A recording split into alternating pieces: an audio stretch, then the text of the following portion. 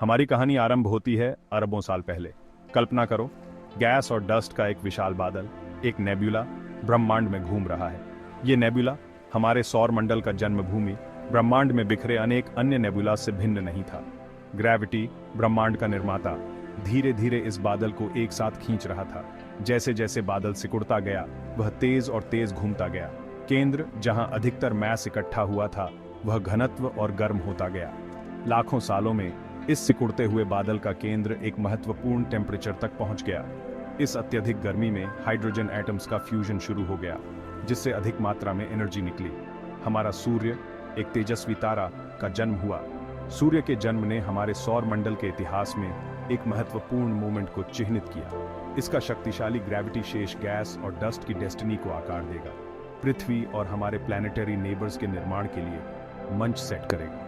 एक सिकुड़ते हुए बादल की अव्यवस्था से एक नया क्रम उभर रहा था, जिसे ग्रेविटी और न्यूक्लियर फ्यूजन की निरंतर शक्तियों द्वारा चलित किया जा रहा था। जबकि सूर्य हमारे नवनिर्मित सौर मंडल के केंद्र में चमक रहा था, शेष गैस और डस्ट इसके चारों ओर एक विशाल डिस्क में घूम रहे थे। ये डिस्क, जिसे प्रोटोप्लैनेटरी डिस्क कहा जाता है, ग्रह निर्माण का क्योटिक पालना था। इस डिस्क के अंदर डस्ट के सूक्ष्म कण मूल नेबुला के अवशेष टकराए और एक साथ चिपक गए। ये प्रक्रिया, जिसे एक्रीशन कहा जाता है, धीरे धीरे बड़ी और बड़ी वस्तुएं का निर्माण करती है।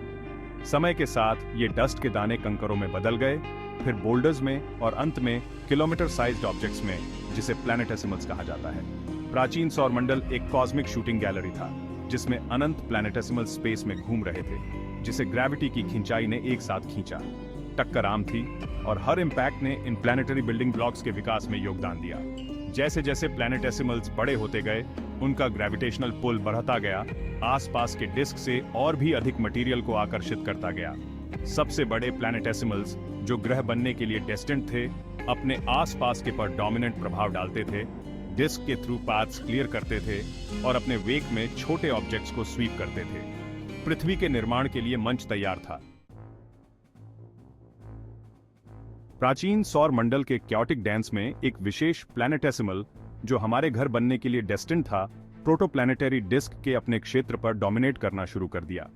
अन्य प्लैनेटेसिमल्स के साथ निरंतर टक्कर के माध्यम से यह प्रोटो अर्थ बड़ा और बड़ा होता गया। हर इम्पैक्ट के साथ इसका ग्रेविटेशनल पुल बढ़ता गया। इन टक्करों से निकलने वाली एनर्जी ने इंटेंस गर्मी पैदा की, जिससे युवा ग्रह का अंदरूनी हिस्सा पिघल गया। जैसे जैसे पृथ्वी मटेरियल को अक्रीट करना जारी रखा, यह अलग अलग हो गया, डेंसिटी के आधार पर परतों में विभाजित हो गया। लोहा और निकल जैसे भारी तत्व केंद्र की तरफ धंस गए, जिससे ग्रह का कोर बना। सिलिकॉन और ऑक्सीजन जैसे हल्के तत्व ऊपर उठकर एक मोल्टन मैंटल का निर्माण करते हैं। पृथ्वी पिघले हुए चट्टान की एक उग्र गेंद थी, जो लगातार प्रारंभिक सौर मंडल के मलबे से बॉम्बार्ड की जा रही थी। धीरे धीरे बॉम्बार्डमेंट कम हो गया और पृथ्वी ठंडी होने लगी। पिघली हुई सतह जम गई, जिससे एक पतली, भंगुर परत बन गई। यह परत हमारे महाद्वीपों और समुद्र तल की नींव, ज्वालामुखी विस्फोटों और टेक्टोनिक प्लेट्स के स्थानांतरण द्वारा लगातार बदल दी गई थी। प्रारंभिक पृथ्वी एक गतिशील और अस्थिर जगह थी, लेकिन यह इस उग्र अवस्था में था कि जीवन के पहले अध्याय लिखे जाएंगे। जब तक पृथ्वी की सतह ठंडी और जम गई, ग्रह कॉस्मिक डेब्री के लिए असुरक्षित रहा, जो प्राचीन सौर मंडल में बिखरा हुआ था। यह पीरियड, जिसे लेट हैवी बॉम्बार्डमेंट के नाम से जाना जाता है, लाखों सालों तक चला और हमारे ग्रह के विकास पर एक गहरा प्रभाव डाला। मैसिव एस्ट्रॉइड्स और कॉमेट्स, ग्रह निर्माण के अवशेष पृथ्वी से टकराए ऐसे निशान छोड़ गए जो आज भी दिखाई देते हैं। ये इम्पैक्ट्स न केवल विनाश, बल्कि जीवन के निर्माण खंड भी प्रदान करते हैं। कॉमेट्स बाहरी सौर मंडल के बर्फीले पथिक पानी लाए, जो जीवन के लिए आवश्यक है, जैसा कि हम जानते हैं। क्षुद्र ग्रह आंतरिक सौर मंडल के चट्टानी अवशेष कार्बनिक अणुओं को वितरित करते हैं, जटिल कार्बन आधारित यौगिक जो सभी जीवित चीजों का आधार बनाते हैं। भारी बॉम्बार्डमेंट ने पृथ्वी के प्रारंभिक वातावरण और महासागरों को आकार देने में महत्वपूर्ण भूमिका निभाई।